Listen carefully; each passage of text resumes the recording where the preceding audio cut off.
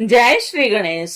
भगवान शंकर की आज्ञा से सप्त ऋषियों द्वारा पार्वती के शिव विषयक अनुराग की परीक्षा करना तथा यह वृतांत भगवान शिव को बताकर स्वर्गलोक को जाना।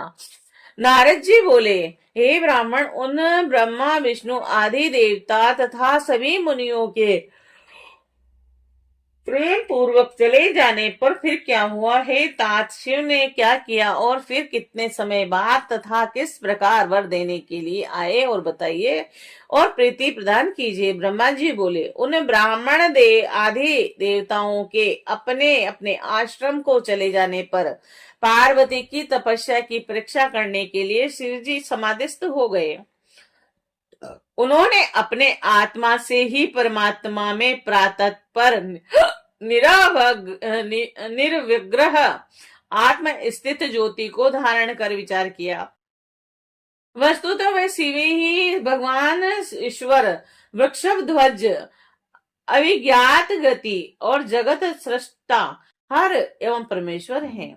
ब्रह्मा जी बोले, हे तात, उसी समय पार्वती ने भी महाघोर तपस्या आरंभ की और उस तप से शंकर भी अत्यंत विस्मित हो गए। भक्तों के अधीन रहने वाले वे समाधि से विचलित हो गए। तब उन जगत सृष्टा हर ने वशिष्ठ आदि सप्त ऋषियों का स्मरण किया और वे सभी सप्त ऋषि भी शिव जी के स्मरण करते ही प्रसन्न मुख होकर अपने भाग्य की बहुत सराहना करते हुए वहां शीघ्र ही उपस्थित हो गए। उन परमेश्वर को प्रणाम करके वे हर्ष पूर्वक गदगद वाणी से हाथ जोड़कर तथा सिर झुकाकर स्तुति करने लगे। सप्तऋषि बोले, देव देव, हे महादेव, हे करुणा सागर, हे प्रभु, हम लोग धन्य हो गए हैं जो आपने आज हम लोगों का स्मरण किया।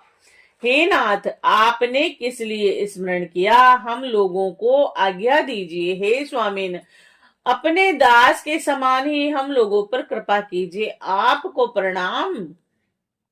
ब्रह्मा जी बोले, मुनियों की इस विज्ञप्ति को सुनकर विकसित कमल के समान नेत्र वाले वे करुणानिधि हंसते हुए प्रेम पूर्वक कहने लगे। महेश्वर बोले कि सप्त ऋषिगण, आप लोग सभी प्रकार के ज्ञान में विचक्षण हैं और तथा मेरा हित करने वाले हैं। हे तात, मेरी बात शीघ्र सुनिए। इस समय गौरी शिखर नामक पर्वत पर देवेशी पार्वती गिरिजा अत्यंत दृढ़ चित्त से तपस्या कर रही है और हे ऋषियों, सखियों से सेवित उसने अपनी समस्त कामनाओं का त्याग कर बड़ी ही दृढ़ता के साथ मुझे अपना पति बनाने के लिए निश्चय कर लिया है। और हे मुनि श्रेष्ठों, आप लोग मेरी आज्ञा से वहां जाइए और उसके प्रेम एवं दृढ़ता की परीक्षा कीजिए।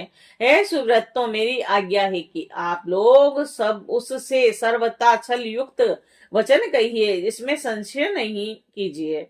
ब्रह्मा जी बोले, शिव जी की आज्ञा प्राप्त कर मुनिगण उसी समय उस स्थान पर गए और जहां जगमाता पार्वती तपस्या कर रही थी और उन लोगों ने महासाक्षात दूसरे तप सिद्धि के समान तेज से पेयमान और परम तेज की मूर्ति स्वरूपा पार्वती को देखा। हे सुव्रतों, उन सप्तऋषियों ने हृदय से पार्वती को प्रणाम करके उनसे विशेष रूप से सत्कृत हो, विनम्र हो यह वचन कहा। ऋषिगण बोले, हे शैलसुते देवी, सुनो, तुम किस उद्देश्य से तपस्या कर रही हो? तुम किस देवता को प्रसन्न करना चाहती हो और क्या फल चाहती हो, और इस समय बताओ। ब्रह्मा जी बोले, हे नारद, उन सप्त ऋषियों ने इस प्रकार देवी पार्वती से कहा कि तब वे सत्य एवं अत्यंत गोपनीय वचन उनके सामने कहने लगे। पार्वती बोली, हे मुनीश्वरों, मैंने अपनी बुद्धि से जो विचार किया है उसे आपके समक्ष प्रकट करती हूँ। आप लोग प्रेम पूर्वक मेरी बात सुने। हे विप्रो, आप लोग मेरी असंभव बात सुनकर परिहास करेंगे, इसीलिए उसे कहने में भी मुझे संकोच हो रहा है, पर क्या करूं, आप लोगों के पूछने पर कर रही हूं। मेरा यह मन बड़ी दृढ़ता से हठ पूर्वक दूसरे के वश में हो जाता है और जल के ऊपर बहुत ऊंची दीवार उठाना चाहता है और सदा शिव ही पति हो, ऐसा मनोरथ लेकर देव ऋषि नारद की आज्ञा प्राप्त करके मैं अति कठोर व्रत कर रही हूँ और इसमें मेरे मन रूपी पक्षी को यद्यपि पंख नहीं है और फिर भी यह हठ पूर्वक आकाश में उड़ना चाहता है। और करुणा सागर स्वामी शंकर मेरी उस आशा को पूर्ण करें। ब्रह्मा जी बोले। उनकी यह बात सुनकर यह मुनि गिरिजा का सम्मान करके हंसकर प्रेम पूर्वक मिथ्या तथा उच्छल युक्त वचन कहने लगे।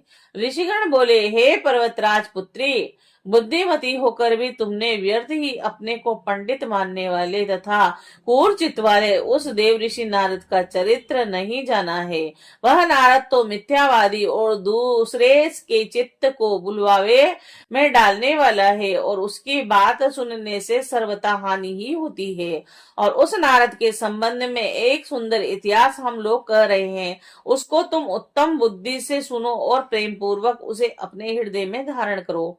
ब्रह्मा के पुत्र दक्ष ने अपने पिता की आज्ञा से अपनी पत्नी से 10,000 प्रिय पुत्र उत्पन्न किए और उनको तपस्या में नियुक्त किया। तपस्या के लिए प्रतीक्षा करके वे दक्ष पुत्र पश्चिम दिशा में नारायण सरोवर पर गए और नारद भी वहां पहुंच गए और उस नारद ने उन्हें मिथ्या उपदेश देकर विरक्त कर दिया और उनकी आज्ञा से वे पुनः अपने पिता के घर लौट कर नहीं आए। और यह समाचार सुनकर दक्ष अत्यंत व्याकुल हो उठे और ब्रह्मदेव ने उन्हें धैर्य प्रदान किया। तदंतर उन्होंने पुनः 1,000 पुत्र उत्पन्न किए और उन पुत्रों को भी तप कार्य में नियुक्त किया और वे भी अपने पिता की आज्ञा से वही तप करने लगे। और पुनः नारद वहां पहुंच गए और उन्हें भी अपना उपदेश दिया और उनका उपदेश मानकर वे भी अपने भाइयों के मार्ग पर चले गए और भिक्षावृत्ति में संलग्न हो गए और वे पुनः अपने पिता के घर नहीं आए। नारद का यह चरित्र है जो जगत में प्रसिद्ध है और है शैलपुत्री। मनुष्यों को विरक्त करने वाले उनके अन्य चरित्र को भी सुनो।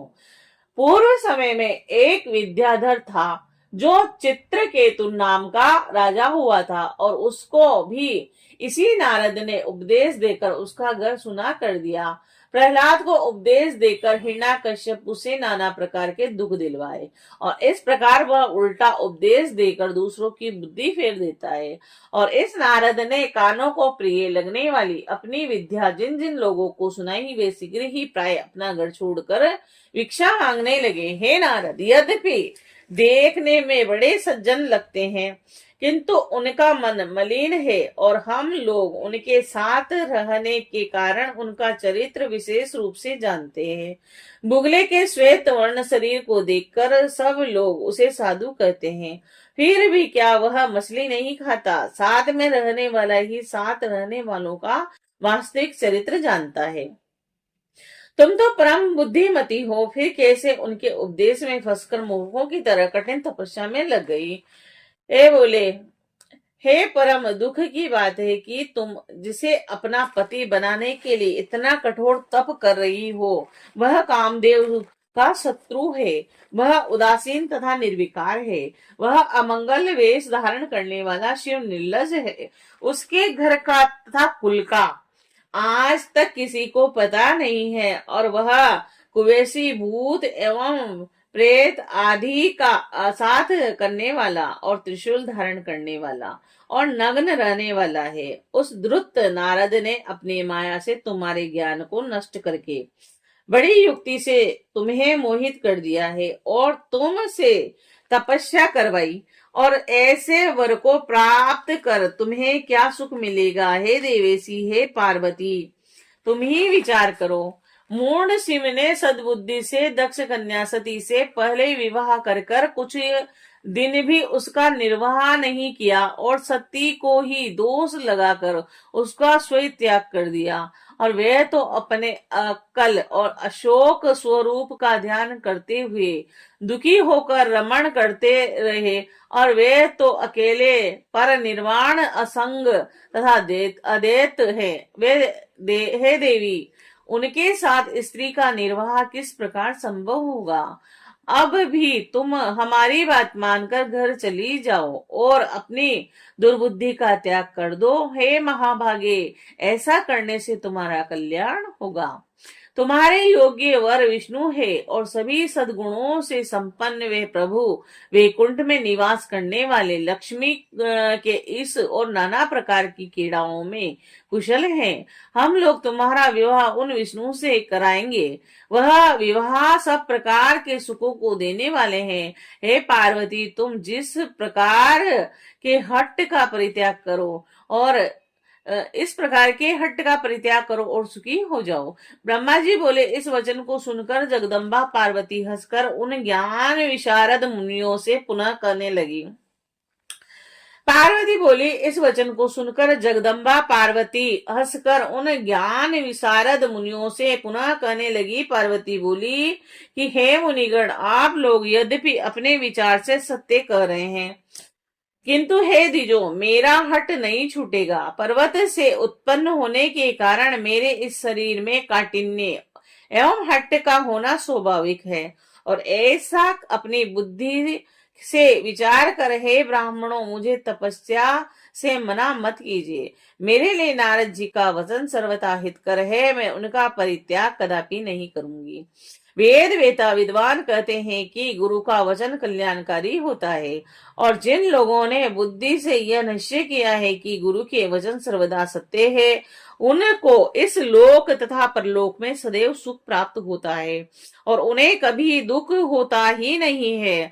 और जिन लोगों के हृदय में यह विचार नहीं है कि गुरुओं का वचन सत्य होता है, उन्हें इस लोक और परलोक में दुख ही दुख होता है। उन्हें कभी कभी सुख कभी नहीं होता।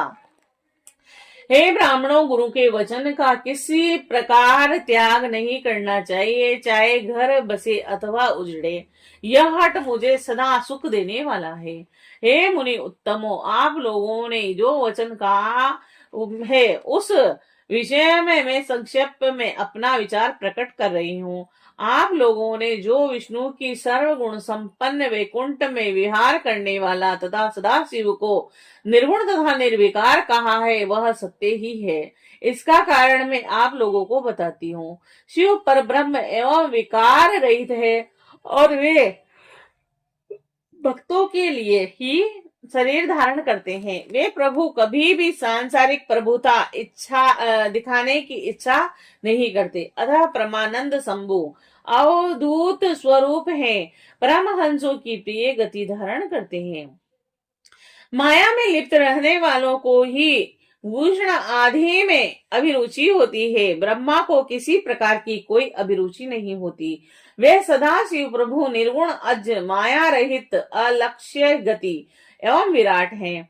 हे द्विजो, धर्म जाति आदि के द्वारा ही शंभु का अनुग्रह नहीं होता है। मैं तो गुरु के अनुग्रह से ही शिव को तत्पूर्वक जानती हूँ।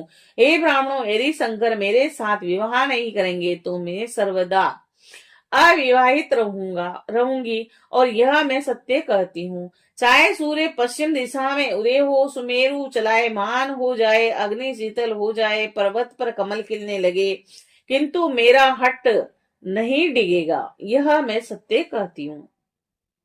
ब्रह्मा जी बोले, यह कहकर और उन मुनियों को प्रणाम करके वह पार्वती विकार रहित चित्त से शिव जी का स्मरण कर मौन हो गई। तदंतर ऋषियों ने भी पार्वती का यह निश्चय जानकर उनकी जय जयकार की और उन्हें उत्तम आशीर्वाद प्रदान किया।